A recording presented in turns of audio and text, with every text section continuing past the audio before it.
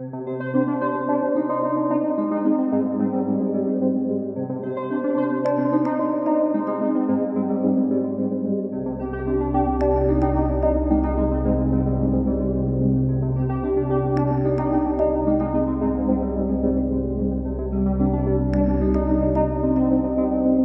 this episode of Scammer Stories, a son and brother who did so much that it warrants a two-part series. He did everything to try and shield his mother from the scumbag scammer. He was dogged, left no stone unturned. His mother's scam turned his life so upside down that he was hesitant to share his story for a while. Too traumatic, too triggering. Before the interview, I told him that I understand his predicament. If it was going to bring up too many wounds, I'd wait. He rallied, stayed up until 4 a.m. to get ready to talk on this podcast. You'll hear how his mother's scam affected the entire family, just like mine. We'll call him Jeff. Here's part 1 of Jeff's story. I'm 57, so this is started 4 years ago. The scenario is my parents moved here 10 years ago to retire from San Diego. My mom is 83 now. My dad was 12 years older than her. My dad retired Marines. He got a little pension each month. And then my mom, she worked for the county in San Diego. She had a pretty good pension. They weren't wealthy, but they weren't hurting. Okay, so here's how I find out. Okay, on December 17th, 2018, I happen to be off. The bank calls me, says they're concerned about my mom. My mom wired $74,000 to Oscar Felix for her daughter's business and is trying to wire $26,000 more to someone she says is her fiance. Bank manager puts a hold on the $26,000 and calls me. And when she called me, I happen to be home. I go, I'll be right there. I don't even know the $74,000's gone, right? I just think, oh no, yeah, she got hacked. I thought she got hacked. And so I go to the bank. I go, what's going on? They go, well, your mom wired $74,000 and she tried to wire $26,000 more. I go, where's the $74,000? They go, she wired that already. It's gone. So they stopped the $26,000. And then that's when they tell me your mom came into the bank and she said she had a fiance. This is my entry into this. Like my mind's blown, right? And then I get done there after I absorb everything. I'm going, oh my God, what? So I go to my mom's house. I have a key because they're older. I knock, no one's home. I open it, she's not there. So I go in, I look around, I see a notepad on a table. On the notepad is the name of the scammer that the bank manager had just told him about. The name of the man who got her money. And I'm going, oh my God, it's real. Like I was still in disbelief. I was in denial. I go, she got scammed, just like unknowingly, like hacked her account. That's what I was thinking. Your parents were still married? Yes. So my dad at this time, this was December. My dad, I think in November, his health was kind of going down. I thought the nightmare with my mom was bad, but it turns out it could actually be worse. Jeff has the world on his shoulders and decides to handle his dad in what my opinion is the best way possible. We'll talk about that in a bit. He went into the hospital and then went to rehab. I believe he got out, got a little bit better, but then had to go back to the hospital. They put him back in rehab. So basically in December, my dad's not home. He's in rehab. Okay, so she was lonely. Yes, okay. Of course. That's the key word, lonely. So she wasn't there. So I go back to the bank. And so when they did their trust, they opened their bank account and they put me on their bank account. Like as a trustee, like as if you're married. In other words, I had access to the account, but I never saw the account. I just thought, oh, if something happens, then I can go in and make it easier. So I go back to the account and I go, my mom did wire that money to that person. It is real. It is true.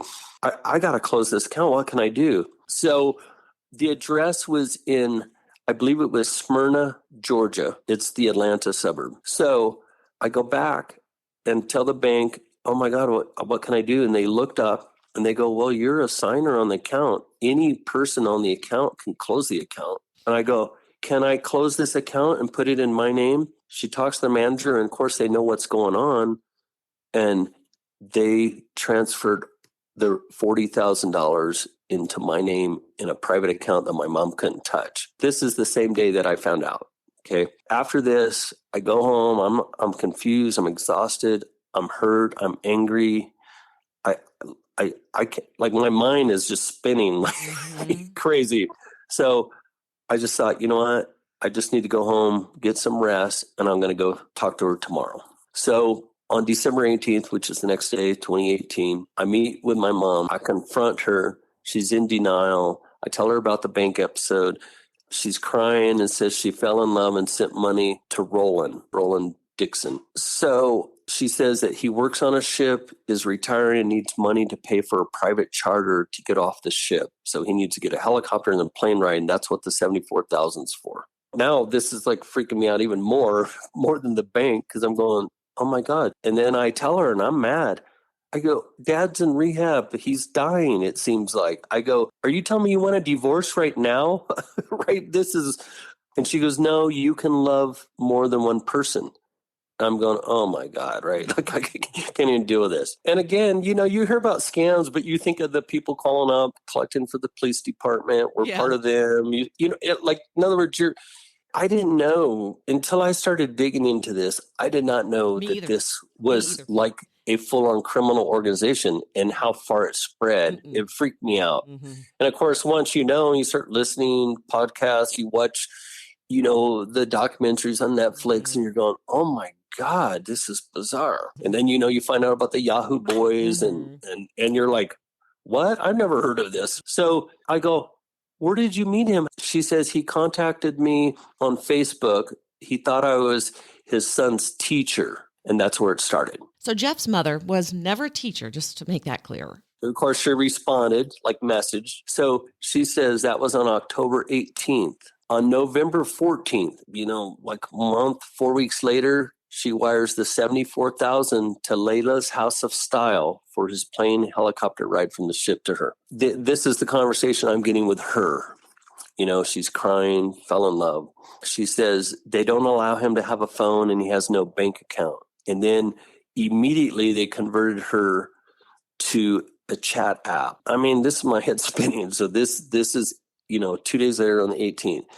My dad was in rehab. He's 90 years old. I'm just thinking, my dad can't know about this. This will kill him. Like, could you imagine him dying? Mhm. Right before he dies, he finds out this nonsense. And so that was my first goal, is for him to not to know about it. You couldn't protect your mom from losing the money already, but No. you could protect your dad from his heartbreaking. I get it. I would have done the Yes. same thing. Yeah. And literally, I go, if I can do that, that's all I need, right? And take the money, whatever, you know. So I cut a deal with her. I said, I promise not to tell anyone until you and Dad pass away. I will keep that promise until your graves. I said, but you need to let me take over your money. I'll give you an allowance. You need to cut off all contact with Roland, which was the scammer. And I said, also, you need to let me take control of the trust so no one else can sell your property, your real estate. Because at that time, I'm thinking she could get a loan against the property. It was paid for.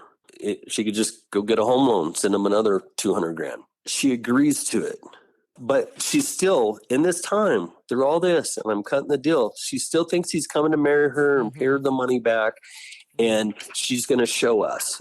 Yeah. That's literally. Mhm. And a side note, she always called him Roland, like, you know, like her lover.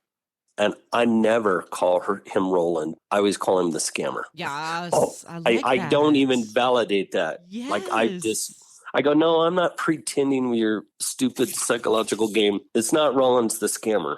Dang it. Why didn't I think of that? Jeff has thought about so many things that never crossed my mind. My mind was mush at the time. This is brilliant. I never referred to him as Roland. I was mad. I'm going, no, this isn't a real person. It's a scammer. And I tried to tell her, Mm-hmm. it could be a woman. It could be multiple people. They're handing off. So, you know, again, I'm new to this. And now you're talking the legal system. You're talking bank direct deposits from all these areas. I'm just trying to save it, right? So on December 18th, after I talked to her, I go to Social Security, pick up the forms to have money deposited into my account.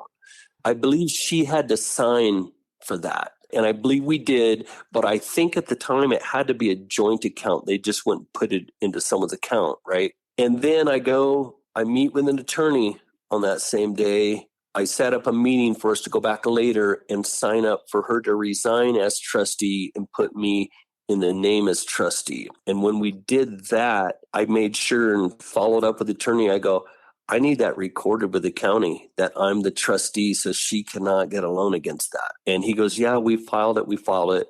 And then during this time, like this is like right when I'm confronting, and she goes, yeah, I've been scammed. And I made a police report. And then we did later go down. I got her to go down because they needed her to file it. She was the victim. I couldn't file for her. Mm-hmm. So she made a police report with me, went down. On December 19th, 2018, now this is how naive I am. I see the check went to a business in the Atlanta area. I go hire a private investigator. I go, here's the address, here's the phone number, here's Roland's name.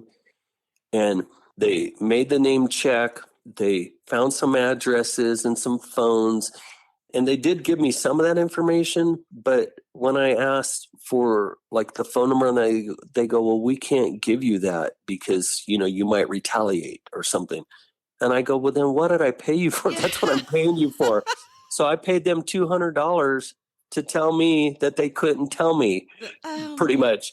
Okay, that almost sounds like a scam in itself. Ugh.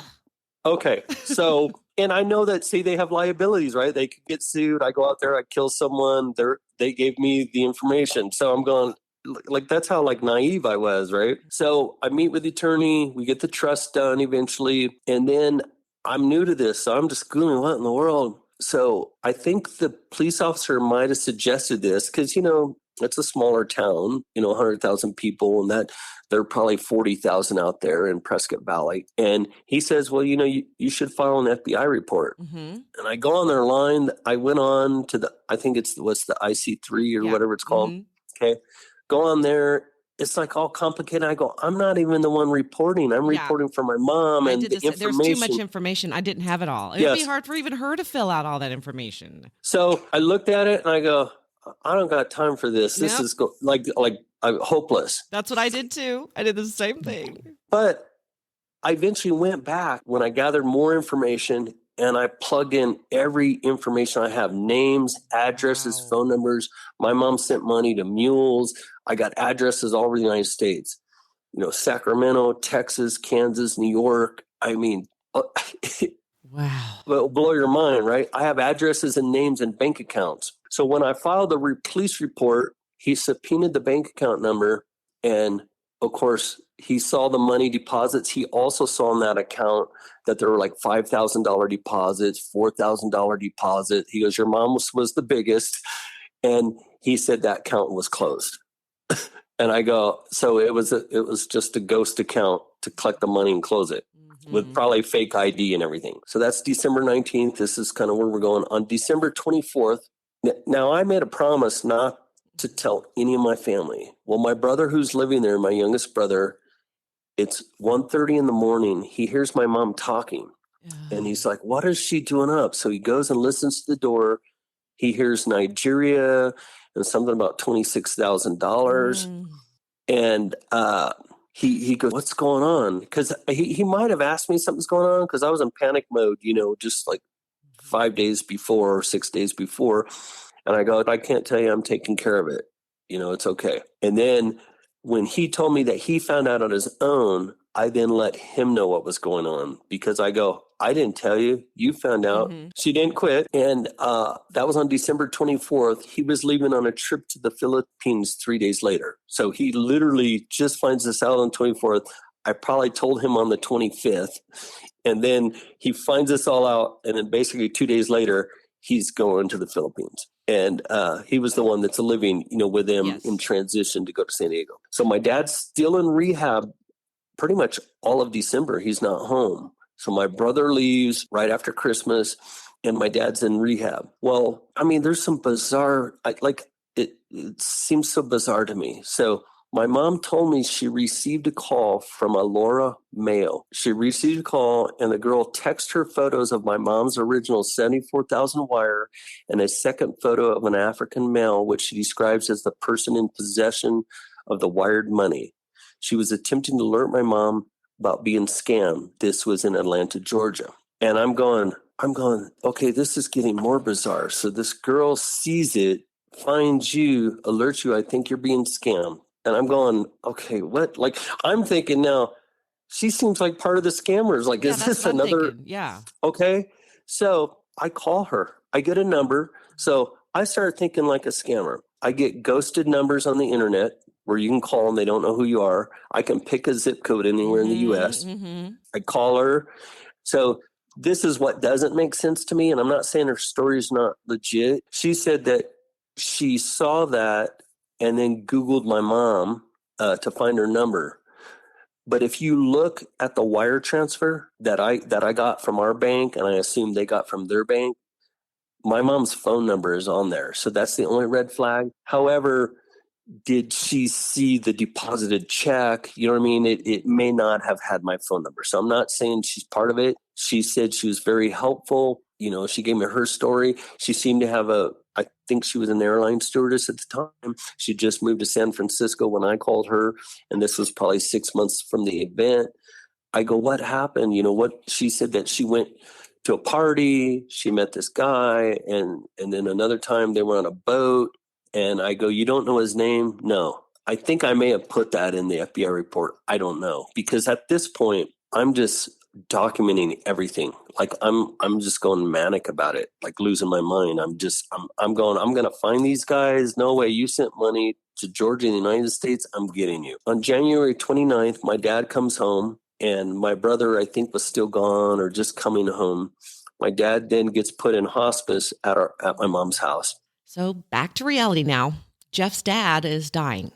So he passes away on January 28th, and I accomplished my mission. If my mom lost all the money, so I saved my dad from knowing. That was my only weird thing. And I'll tell you, which is so strange, my dad would be in there and he'd hallucinate sometimes and be in and out. And he would tell me, even when I went to visit him in rehab, he goes, your mom's gone all the time. She's running around. I don't know what she's doing.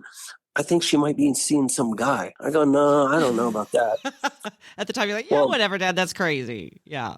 I'm going, God, don't show him. I'm trying not to show him. He was in hospice. He was in the house in his bed. So when my dad passed away on the 28th, he had a life insurance of $20,000 from the military life insurance. My mom's, of course, you know, my dad's passed away. We're prepping for the funeral. I'm getting paperwork to settle all of his affairs, get this thing, have her sign it. I put the account that I own as the deposit. My mom didn't catch it. And then she starts asking me, where's Dad's life insurance? And I go, it went into my account, so you won't give it to the scammers. And she goes, that's my money, you know, all upset. And I go, it's still your money. I'm not spending it. I go, it's to take care of you. It's not my money. So that was January. I'm guessing about February, my brother had come back from his trip. He's taken it worse than me, psychologically, emotionally. I mean, I'm holding it together. I'm taking care of business. I'm finding these people. I'm going to get them. I'm going to get the money back, you know, thinking maybe, yes. Wishfully thinking. Because I'm thinking it's in the States. It didn't go to Nigeria yet. So my brother, trying to process it all. So one morning, my mom's talking to him and he's like confronting her. Like, I can't believe you. You know, the first reaction is to be angry, like mad, and just like, you just like your emotions are going crazy. And so he starts screaming with her. She's screaming at him. He gets up under her face, doesn't touch her, doesn't push her, doesn't do anything. He's just yelling, and she goes, I'm calling the police. So she calls 911. The police come. My brother's going, oh my God, if she says she got a scar, and she bruised easily, right? Because she's on, you know, the blood thinners and all that. Yes. Okay. So he's going, oh my God, if she might blame something. I could go to jail. Like I hit her. He goes, I didn't touch her. Please come. He explains the story. Please tell my mom, you know, he's living here. We can't evict him. So shortly after that, my brother goes, I got to get out of here. I'm leaving tomorrow morning. And he just took like a suitcase, not all of his belongings. He just goes, I got to go. So he went to California for a couple of weeks, get some stuff worked out. He came back, grabbed all of his stuff, and then left. But Jeff stuck around, and there's still so much more to come. Will Jeff's mother ever realize what he did for her, how much love he has for her to do all that he did? Romance scam victim addicts don't always get it. Jeff deserves an award for the best son ever, and we're just getting started. Oh, one quick thing. If you would be so kind just to leave a one-time donation, there's a link in the show notes. Doesn't have to be much. Everything helps. Tune in next time to the Scammer Stories podcast for part 2. In the meantime, fight like hell, Scammer Warriors.